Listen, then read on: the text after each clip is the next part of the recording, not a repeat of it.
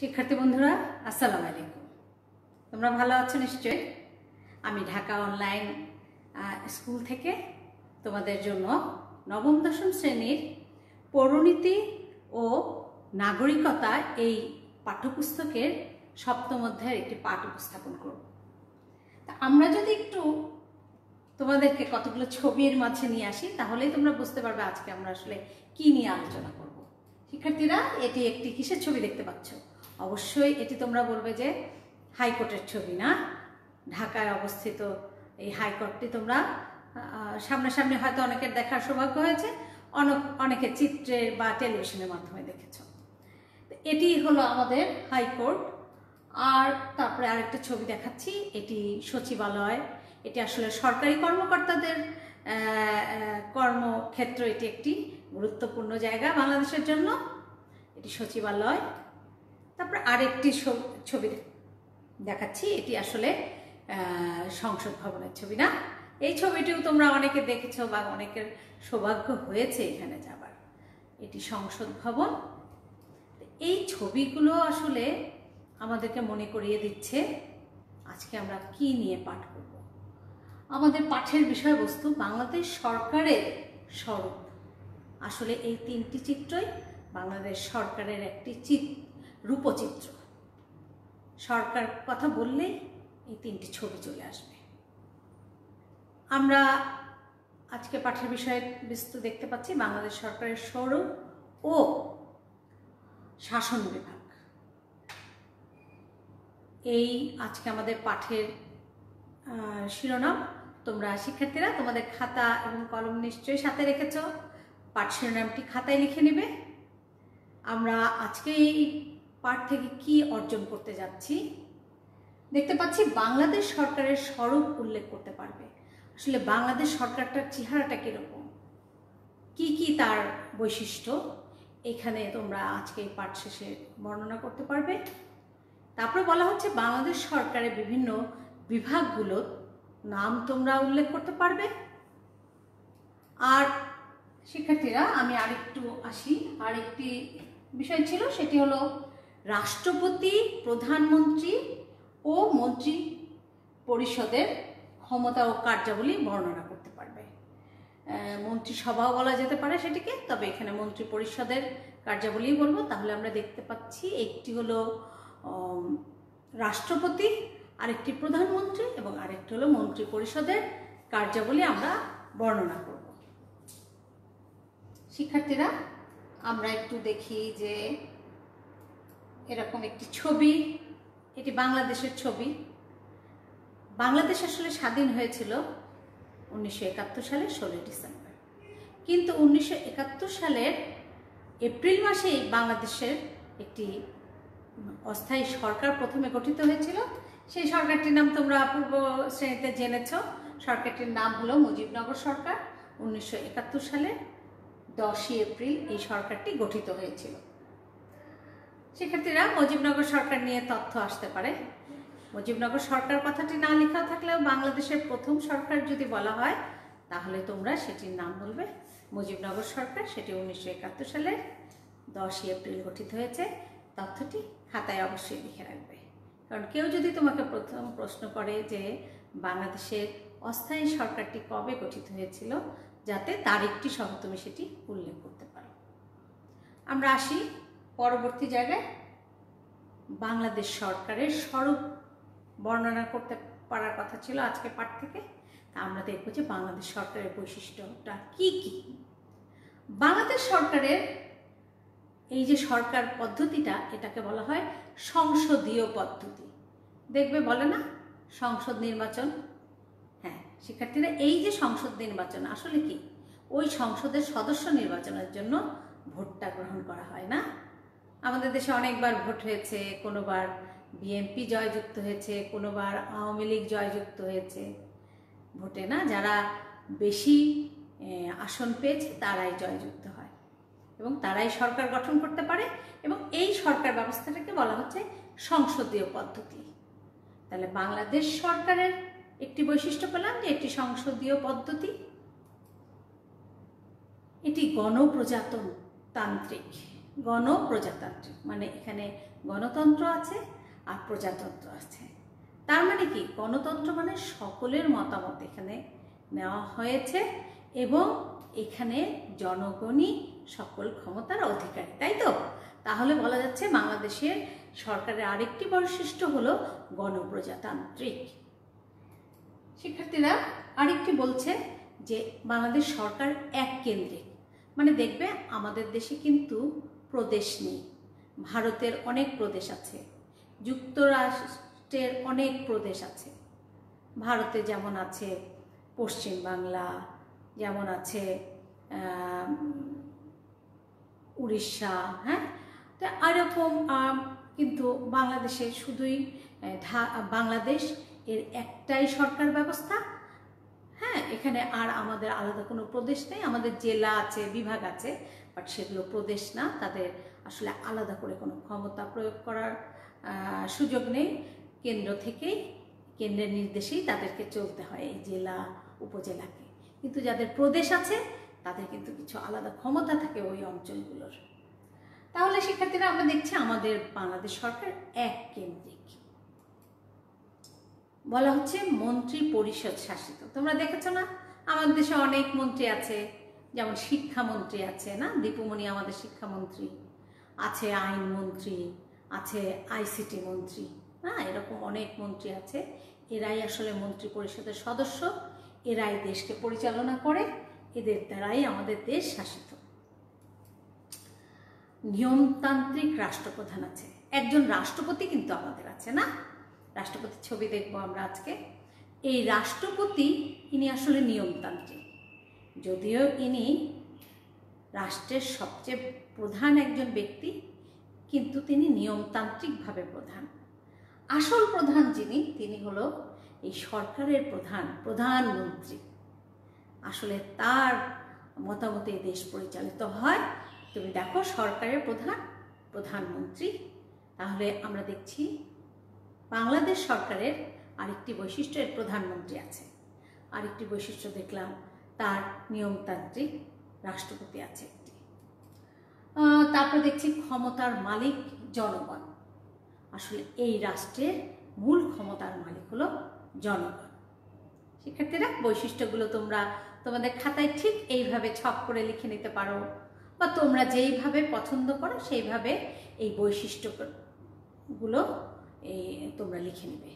শব্দগুলো জানা থাকলে এই বিষয়ে যে কোনো সৃজনশীল প্রশ্নই তোমরা উত্তর করতে পারবে, অথবা বহু নির্বাচনী প্রশ্নে শব্দগুলো দিয়ে সঠিক উত্তরটি যাচাই করতে পারবে। আমরা আসি পরবর্তীতে।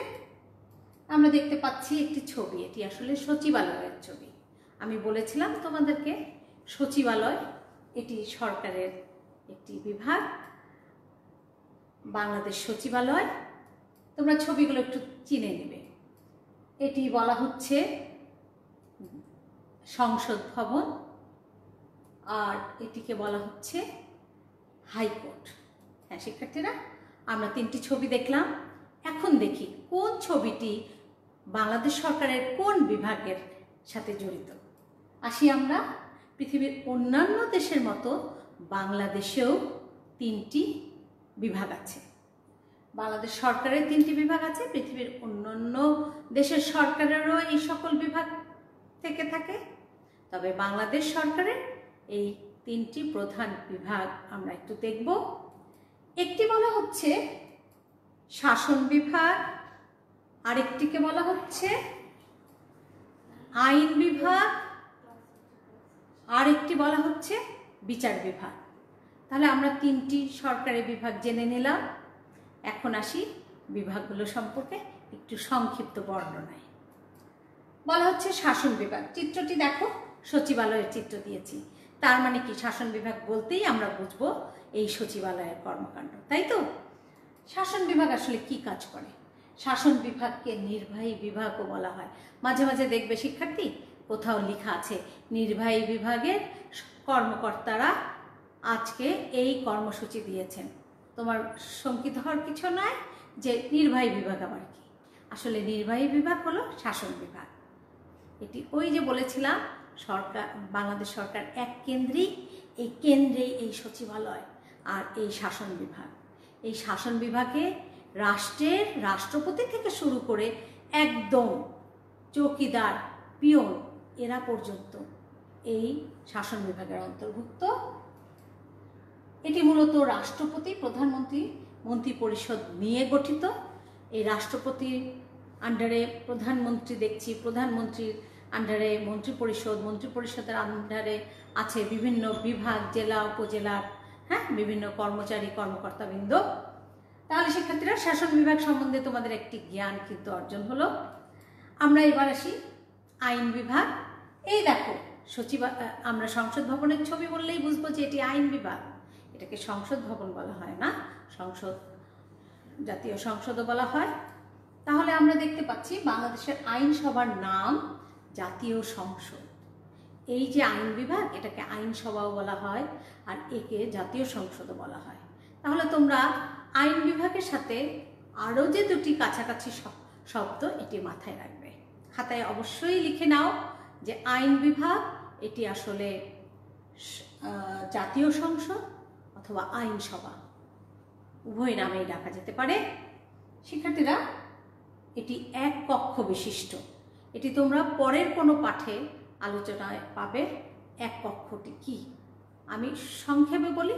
আমাদের এই সংসদের যে সদস্যরা আছে তারা একটি কক্ষেই উপবিষ্ট থাকেন এবং সেখানে বসেই তারা আলোচনা করেন এবং তারা বিভিন্ন ধরনের আইন প্রণয়ন করেন, আইন সংশোধন করেন। এইভাবে তারা নানাবিধ কাজ করে থাকেন। আমরা দেখতে পাচ্ছি বিচার বিভাগ, বাংলাদেশের বিচার বিভাগ। এখানে এটি সুপ্রিম কোর্ট, অধস্তন আদালত এবং প্রশাসনিক ট্রাইব্যুনাল নিয়ে গঠিত।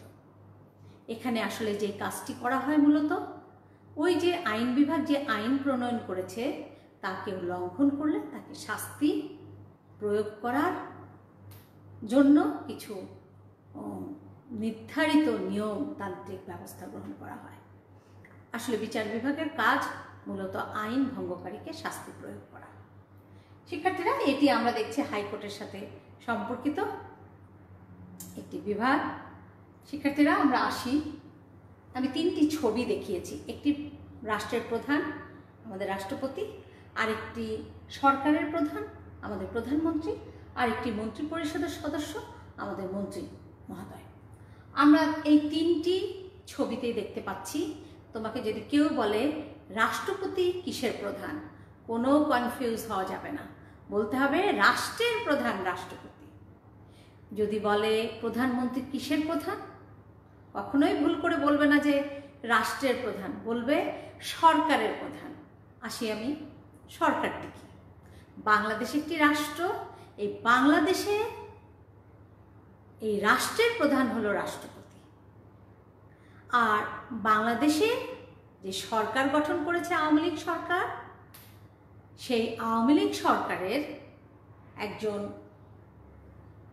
দলনেতা, তিনি আমাদের প্রধানমন্ত্রী হিসাবে আছেন, তিনি আমাদের সরকার প্রধান। আর দেখতে পাচ্ছি মন্ত্রী পরিষদ, যেই দল সংখ্যাগরিষ্ঠতা অর্জন করে তাদের ক্ষমতা আছে একটি মন্ত্রী পরিষদ গঠন করা। তারা নিজের দলের এবং দলের বাহিরের লোক নিয়েও মন্ত্রী পরিষদ গঠিত করতে পারে। সেগুলো নিয়ে পরবর্তীতে বিস্তারিত আলোচনা হবে। তাহলে আমরা দেখতে পেলাম রাষ্ট্রের প্রধান, তোমরা নিশ্চয়ই বলতে পারবে, সরকারের প্রধান অবশ্যই বলতে পারবে, মন্ত্রী পরিষদের সদস্য দুই একজনের নাম বলতে পারবে, তাই না? আমি আসি, এখানে আমরা দেখতে পাচ্ছি রাষ্ট্রপতিকে বলা হচ্ছে রাষ্ট্রপতি হলো শাসন বিভাগের সর্বোচ্চ ব্যক্তি। আমরা যে তিনটি বিভাগ দেখেছিলাম শিক্ষার্থীরা, তার ভিতরে যে শাসন বিভাগ দেখেছিলাম, রাষ্ট্রপতি সেই শাসন বিভাগের সর্বোচ্চ ব্যক্তি, মানে ওনার উপরে আর কোনো ব্যক্তি নেই এবং তিনি নামমাত্র প্রধান। কারণ আমরা জানি উনি নিয়মতান্ত্রিক রাষ্ট্রপ্রধান, কিন্তু আসলে রাষ্ট্র পরিচালনার কাজটি করে থাকেন প্রধানমন্ত্রী। তাহলে বলা হচ্ছে নামমাত্র প্রধান উনি। আর রাষ্ট্রপতি প্রধানমন্ত্রীর পরামর্শে কাজ করে।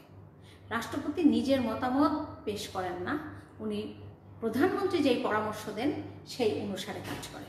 তাহলে শিক্ষার্থীরা, আমরা দেখলাম যে রাষ্ট্রপতি ক্ষমতাটা কিরকম বলা হচ্ছে, জাতীয় সংসদের সংখ্যাগরিষ্ঠ সদস্যদের ভোটে তিনি নির্বাচিত হন। আমাদের যে প্রেসিডেন্ট তিনি নির্বাচন পেয়েছেন, আমাদের বর্তমান সংখ্যাগরিষ্ঠ পাওয়া জাতীয় সংসদের সদস্য আওয়ামী লীগের দ্বারা নির্বাচিত হয়েছেন। এটা উনি 5 বছর থাকতে পারবেন 2 মেয়াদে। তার মানে কি 5 বছর 10 বছর, হাইয়েস্ট 10 বছর উনি প্রেসিডেন্ট থাকতে পারবেন। এবং বাংলাদেশের নাগরিক ও কমপক্ষে মানে ওনাকে অবশ্যই বাংলাদেশের নাগরিক হতে হবে।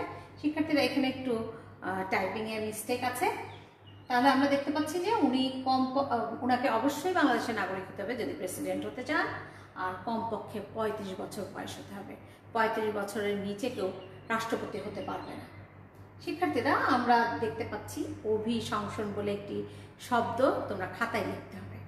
এটি একটি গুরুত্বপূর্ণ বিষয়। রাষ্ট্রপতির সাথে বলা হয় যে রাষ্ট্রপতি যদি মনে করো যে কোনো কাজ করলো যেটি রাষ্ট্রবিরোধী বা তিনি কোনো অবিচারমূলক আচরণ করছেন, তিনি নিয়ম ভঙ্গ করছেন, তখন ইচ্ছা করলে সংসদ, এই জাতীয় সংসদ তাকে অপসারণ করার মানে তাকে বাতিল ঘোষণা করতে পারে, তাকে পদত্যাগের জন্য একটি পত্র নিয়োগ করে। এবং নর্মালি দেখা যায় যে রাষ্ট্রপতি সেই পরিপ্রেক্ষিতে পদত্যাগ করে। তাহলে আমরা অভিশংসন শব্দটি যে আমাদের পাঠ্যপুস্তকে আছে শিক্ষার্থীরা, আমরা সেখান থেকে বিস্তারিত আরেকটু আলোচনা আছে, তোমরা পড়বে এবং এটি নিয়ে যে কোনো প্রশ্ন হতে পারে, বিশেষ করে জ্ঞানমূলকের কিন্তু প্রশ্ন আসতে পারে। অতএব এটি ভালো করে এই শব্দটি তোমরা বানানসহ, সঠিক বানানসহ লিখবে এবং সংজ্ঞাটিও লিখে নেবে। শিক্ষার্থীরা আমরা দেখতে পাচ্ছি যে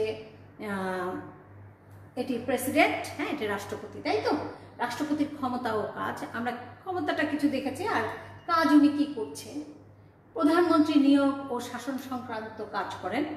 আসলে প্রধানমন্ত্রীকে তার যেই সংসদ সদস্যদের মধ্যে একজন হন এবং ওটি আসলে জাতীয় সংসদ থেকেই যারা সংখ্যাগরিষ্ঠতা পেয়েছিল যেই দল তারাই নির্ধারণ করে, কিন্তু ফাইনালি ওনাকে নিয়োগ দেন কিন্তু প্রেসিডেন্ট বা রাষ্ট্রপতি। শাসন সংক্রান্ত কাজ তিনি করেন, কিছু কাজ তার আছে, সেরকম কিছু কাজ আমরা দেখব। আইন প্রণয়ন ও সংসদ ভেঙে দাও, উনি ভেঙে দিতে পারেন। এক হলো আইন যে প্রণয়ন করবে সংসদ, জাতীয় সংসদের সদস্যরাই মূলত আইনগুলো তৈরি করে, আইন সংশোধন করে, কিন্তু ফাইনালি এটির অনুমতি দিয়ে থাকেন রাষ্ট্রপতি। অতএব আইন প্রণয়নের সাথে তিনি জড়িত আছেন প্রত্যক্ষ পরোক্ষভাবে। আরেকটি হলো সংসদ ভেঙে দেওয়া, উনি কিন্তু সংসদ যে আছে, মনে করো যে বর্তমানে যে সংসদ চলছে এটির প্রতি যদি অনাস্থা প্রেষণ করেন উনি এটিকে ভেঙে দিতে পারেন, তখন আবার নতুন করে আবার একটা সংসদ নির্বাচন দিতে হয়। বলা হচ্ছে জরুরি অবস্থা ঘোষণা করতে পারেন। ইয়েস, উনি কিন্তু দেশের যে কোনো বিপদ সংকুলন পরিস্থিতিতে জরুরি অবস্থা ঘোষণা করতে পারেন। উনি বলতে পারেন যে এখন আর স্বাভাবিকভাবে রাষ্ট্র কার্যক্রম হবে না, এখন জরুরি অবস্থা। তো সেই ক্ষেত্রে উনি কিন্তু আর্মি বা তার সশস্ত্র বাহিনীকে নিয়োগ করতে পারেন। আমরা দেখতে পাচ্ছি যে প্রধান বিচারপতি নিয়োগ ও সাজা মওকুফ করতে পারেন।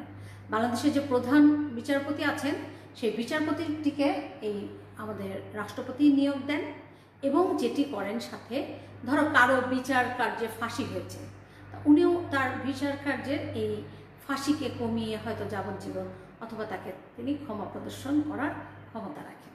এটি আসলে তাকে সম্মানমূলকভাবে এই অধিকারটি দেওয়া হয়েছে। শিক্ষার্থীরা বলা হচ্ছে যে সম্মান ও পদবি গ্রহণ করেন। দেখবে মাঝে মাঝে তোমরা টেলিভিশনে রাষ্ট্রপতি বিভিন্ন ইউনিভার্সিটিতে গিয়ে কি দেয়, ওদেরকে সম্মাননা দেয় না, ওদের যে কনভোকেশন থাকে সেখানে গিয়ে তাদেরকে সনদপত্র দেয়। এটি কিন্তু তোমাদের এই দৃশ্যটি তোমরা খবরে প্রায় সময় দেখে থাকবে। এই সম্মান ও পদবিটা তিনি গ্রহণ করেন এবং তিনি প্রদান করেন, এবং বিভিন্ন আন্তর্জাতিকভাবে যেসব বাংলাদেশের নাগরিককে সম্মান দেওয়া হয় সেই সম্মানগুলো ওনার মাধ্যমেই কিন্তু গৃহীত হয়। শিক্ষার্থীরা আমরা দেখছি যে অর্থ বিল উত্থাপন করেন। অবশ্যই অর্থমন্ত্রী সংসদে যে অর্থ উত্থাপন করেন সেটি প্রধানমন্ত্রীর অনুমতির সাপেক্ষে ফাইনালি রাষ্ট্রপতির একটি স্বাক্ষর কিন্তু লাগে সেটি অনুমোদিত হতে। আমরা দেখতে পাচ্ছি যে তিনি সশস্ত্র বাহিনীর প্রধান। ইয়েস, তিনি সশস্ত্র বাহিনীর প্রধান। আর্মি, এয়ারফোর্স, নেভি, এই তিনটি মিলে যে সশস্ত্র বাহিনী সেটিরও প্রধান তিনি। দেখবে তোমরা মিলিটারি একাডেমি অথবা নেভাল একাডেমির সমাপনী প্রোগ্রামে উনি যান না, উনি কারণ সশস্ত্র বাহিনীর উনি প্রধান। আমরা দেখতে পাচ্ছি এখানে শেখ হাসিনার ছবি, ইনি আমাদের মাননীয় প্রধানমন্ত্রী। প্রধানমন্ত্রীর কি ওনাকে কেন্দ্র করে, প্রধানমন্ত্রীকে কেন্দ্র করে শাসন কার্য পরিচালিত হয়। অবশ্যই দেশের প্রকৃত শাসক তিনি, সরকারের স্তম্ভ তিনি।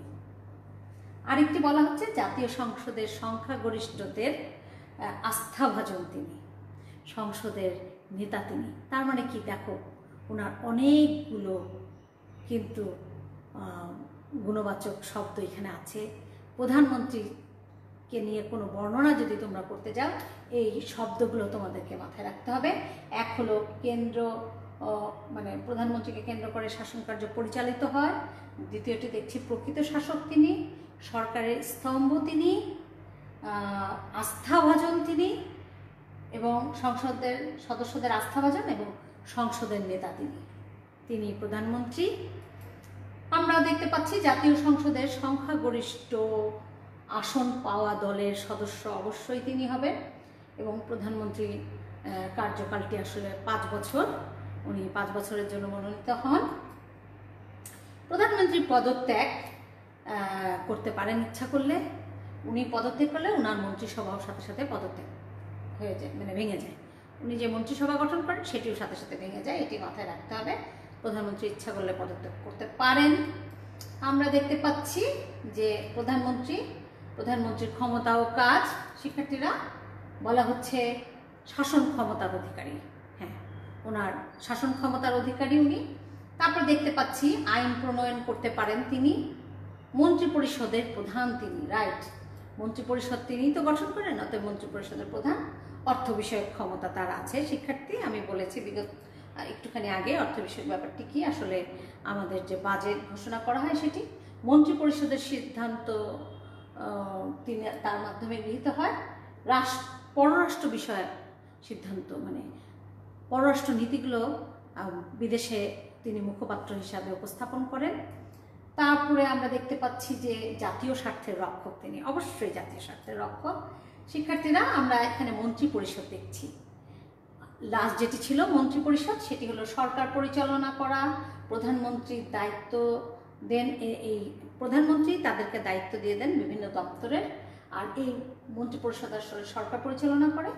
মন্ত্রী, প্রতিমন্ত্রী ও উপমন্ত্রী নিয়ে আসলে এই মন্ত্রিপরিষদ গঠিত। তাহলে আমরা দেখতে পেলাম মন্ত্রিপরিষদে আছে, দেখবে মন্ত্রী, যেমন দীপুমণি একজন মন্ত্রী, উপমন্ত্রী থাকেন, প্রতিমন্ত্রী থাকেন।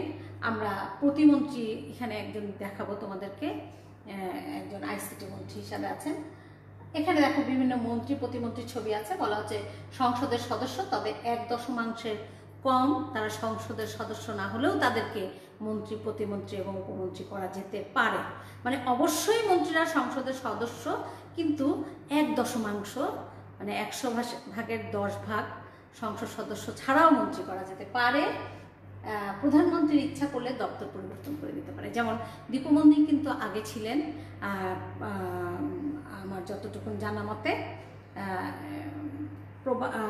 উনি সম্ভবত ছিলেন হলো